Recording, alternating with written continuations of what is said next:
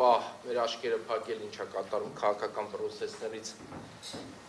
հետ գնանք, մտածենք նման որևիցե բան չկա եւ օբյեկտիվորեն հասկանանք ինչ օրենսդրություն է եղել, ինչ է փոփոխվել եւ այս առանցքում ինչ է եղել։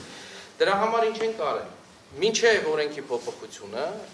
2025 թվականի հունիսի դրությամբ եղած օրենսդրությունն ենք ուսումնասիրել, որտեղ հետեւյալը կար։ Հնարավորություն կար կարգավորող մարմնի լիցենզավորված անձի լիցենզիան դադարեցնել, կոպիտ խախտումների դեպքում եւ դրա հետևանքն էլ այն էր, որ այդ լիցենզավորված անձը նորից պետք է լիցենզիա ստանա, կամ եթե չի ցանկանում լիցենզիա ստանա, կամ նոր դիմումը մերժվում է, այդ ժամանակ նոր հարցեր ծագում այդ լիցենզավորված անձի սեփականատիրոջից բաժնետոմսեր ձեռք բերելու կամ համակարգը գնելու։ Մինչև այդ դա է կարգավորումը։ Ինչ տեղի ունեցավ հետո։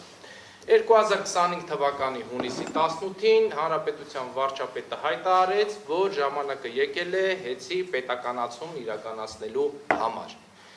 Առաջին հայացքից դա ինչ է նշանակում։ Դա նշանակում է, որ առնվազն, եթե օբյեկտիվ եմ ասում, քաղաքականը նորից դնում եմ մի կողմ, առնվազն հունիսի 18-ից առաջ ոլորտի պատասխանատու քաղաքականությունը մշակող պետական մարմինը, տվյալ դեպքում տարածքային կառավարման ենթակառուցվածքների նախարարությունը կամ մի քանի մարմիններ իրար հետ քննարկում են ունեցել վարչապետի մոտ, բացատրել են այս խնդիրները հենց հեծի վերաբերյալ, ասել են, որ ամեն ինչ ճգնաժամային վիճակում է եւ պահը եկել է հեծը պետականացնելու։ Այսինքն հունիսի 18-ի դրությամբ պետական կառավարման մարմինը առնվազն իմացել է ինչ ենթադրյալ լուրջ խնդիրներ եւ կամ խախտումներ է կատարել հեծը։ Եվ մեզ մոտ հարցածագել հենց այդ պահից։ Ինչն էր արգելում պետական մարմնին հենց այդ ժամանակ դիմել հանրային ծառայությունները կարգավորող հանձնաժողովին, որպեսզի վարույթ հարուցի։ Օրենսդրական արգելք կար, որևիցե արգելք չկար։ Հանրային ծառայությունները կարգավորող մարմնի մասին օրենքի 36-րդ հոդվածի առաջին մասը դա թույլ էր տալիս։ Հենց նախարարը այդ ժամանակ է կարող էր հաղորդում ներկայացնել։ Ինչու չարեց։ Այդ հարցը մեզ մոտ մնաց արկախված։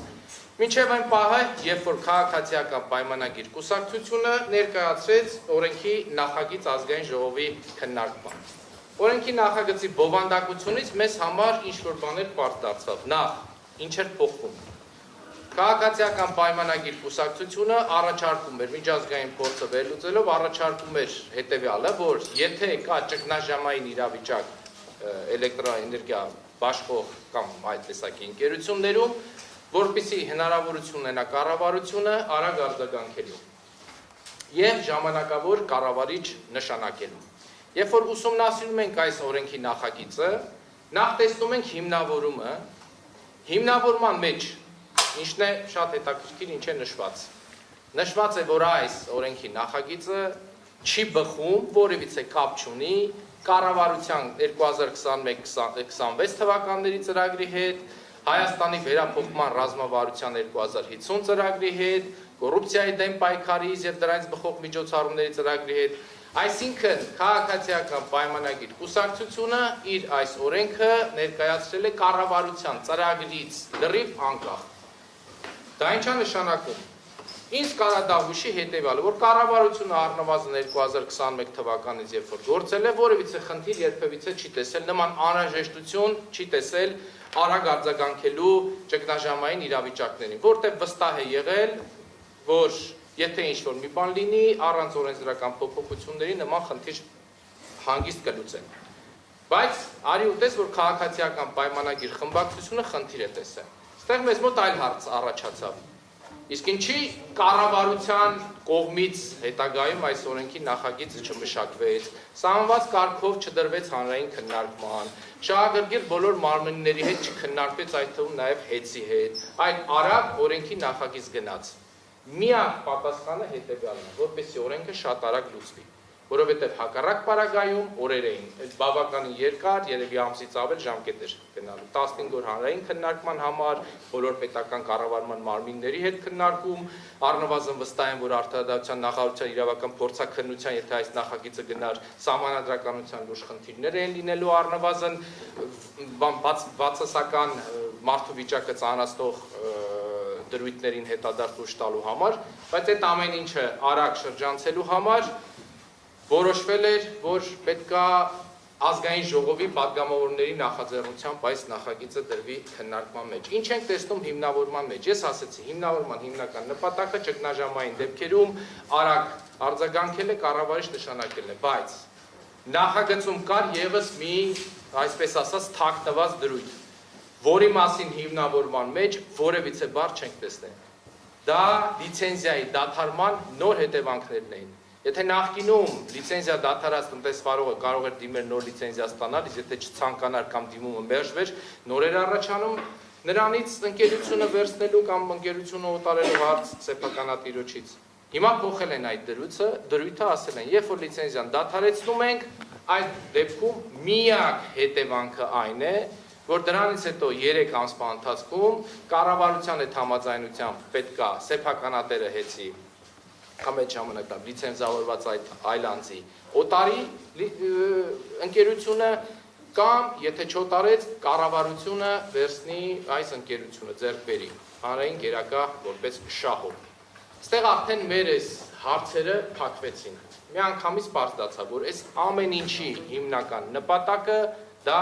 հեծը վերցնելն էր։ Եվ այդ դեպքում եկավ երկրորդ հարցը։ Իսկ ինչ էր խանգարում գործադիրին, որ հենց հունիսի 18-ից հետո միանգամից հանրային գերակաշահ ճանաչեին ընկերությունը եւ ձեռք բերեին ընկերությունը հենց այդ պահից կամ միջոցներ բերեին ընկերությունը ձեռք բերելու։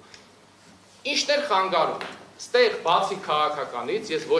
ոչ մի ուրիշ բան չեմ տեսնում։ Իսկ քաղաքականը շատ բարձ էր։ Դնել ժամանակավոր կառավարիչ, որը իրոք խախտումներ կգտնի, որտեղ այն ենթադրյալ խախտումները, որը տկենը իր հաղորդման մեջ դրել է, վերջում պարզվելու է, որ հիմա էլ մենք պարզեցինք, որ դրա գերակշիռ մասը չկա։ Խնդիր էր դրված ժամանակավոր կառավարիչին դնել, որ իրոք խախտումներ գտնի, խնդիր էր դրված որոշակի ժամանակահատվածում նսեմացնել հեծի նախկին գործունեությունը, նսեմացնել հեծի սեփականատիրոջը։ Ուրիշ խնդիր սա չէր լուծում, որտեղ ելի եմ կրկնում, պետությունը այսօր է, հենց հիմա էլ կարող է գնալ գերակահարային շահ ճանաչել ընկերությունը վերցնել, բայց գնացին այս մյուս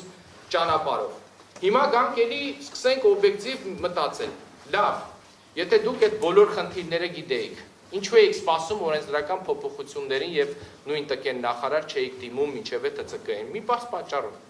որպեսզի փոփոխված օրենքի իմ ասած այս ծանրացնող հետևանքն առաջանա սեփականատիրոջ համար, որպեսզի եթե նախկինում նրա լիցենզիան դադարեցվեր, հեծը չէին օտարելու, այ հիմա լիցենզիայի դադարեցումը բերում է հեծի օտարման։ Այս սրան են սպասում, այսինքն բոլորը ենթադրյալ ինչ-որ խախտումների մասին գիտեին, սպասում էին, որ օրենքը ընդունվի։ Զավեշտն էլ այն է, որ համազեկուցող այս օրենքի նախագծի հենց նույն տարածքային կառավարման եւ ենթակառուցվածքների նախարարներ։ Այսինքն ինքը այս նախագիծը զեկուցելով գիտեր, որ ինչ որ խախտումներ է տեսել հեծում, չնայած հետո պարզվելու է, որ չկա։ Սպասենք, օրենքը ընդունենք, նոր ես արձագանքեմ ինչ որ խախտումներ ներկայացնեմ հանձնաժողովին։ Հիմա գանք մի քայլ հետո։ Հաղորդում է ներկայացում օրենքի ընդունումից մի քանի օր հետո։ Շատ կարևոր բաներ է մեջ արձանագրում, որպեսզի հիմնավորվի ժամանակավոր կառավարիչ նշանակելու անհրաժեշտությունը, որպեսզի ցույց տրվի հանրությանը բոլորին եւ նաեւ հանրային ծառայությունների հանձնաժողովի նախագահին, որ 5 րոպե է պակասում հեծի ճգնաժամային վիճակին հասնելու համար։ Եվ դրա համար ինչ է գրում։ Գրում է, որ վերջին ժամանակահատվածում խոշոր վթարներ են լինում։ Նույնիսկ վթարները մատնանշում ամիս ամսա թվերով։ Հեծի հոսանքի տատանումները մատնանշում, նշելով, որ հազարավոր քաղաքացիների էլեկտրական սարքավորումներ են փչացել։ Նշում է մի կարևոր հանգույց լարի խոսքը վերաբերվում է Շահումյանի այն օթային կարևոր հանգույցի ստեղծմանը, որը ըստ իրեն հեծն է մեղավոր, մինչև հիմա չի կառուցվել, դրա համար էլ ծանրաբեռնված է աշխատում այդտեղ համակարգը եւ ռիսկ կա, որպեսզի լինեն խախտումներ։ Եվ մինչև օրս իր հաղորդումից հետո, այսօր էլ չկա տարածքային կառավարման նախարարը, ներկայացուցիչ չգիտեմ կա թե չկա, տեր չի կանգնում իր հաղորդմանը։ Ոչ դիրքորոշում ներկայացրել այս նախագիծի վերաբերյալ։ Ոչ որևէ ապացույց է ներկայացրել իր հաղորդմանը կից, որ հասկանանք իրոք եղել են ինչ-որ խախտումներ թե չէ, ոչ էլ իրան մինչև հիմա հետաքրքիր է, բա լավ, Ես այսքան կարևոր բաներ եմ բացահայտել եւ գտել եմ, որ պետք է վարույթ հարուցվեր, ժամանակավոր կառավարիչ նշանակել։ Բայց խախտումների վերաբերյալ բացարձակապես որոշման նախագծում հիմա չկա։ Չկա, գոնե լիներ այս խախտումը չենք վերագրում հեծին։ Ընդհանրապես ոչ մի բան չկա այս խախտման մասին։ Հանրային ծառայությունների հանձնաժողովի նախագահ վարույթ հարուցել է, բայց իրանց էլ հետաքրքիր չի։ Բա լավ, այս խախտումները ինչ եղավ եւ սրա տակ ով է մեղավոր։ Մի հատ բացատրություն կա, ես ուրիշ բացատրություն այստեղ չեմ տեսնում։ Դա նշանակում է եւ տարածքային կառավարման նախարարը եւ հանրային ծառայությունների հանձնաժողովի նախագահը շատ լավ է գիտեին, որ այս կետերով կամ խախտում ընդհանրապես չկա, կամ եթե խախտում կա, ոչ մի կերպով դա չի կարելի վերագրել հեծին եւ նրան պատասխանատվության ենթարկել։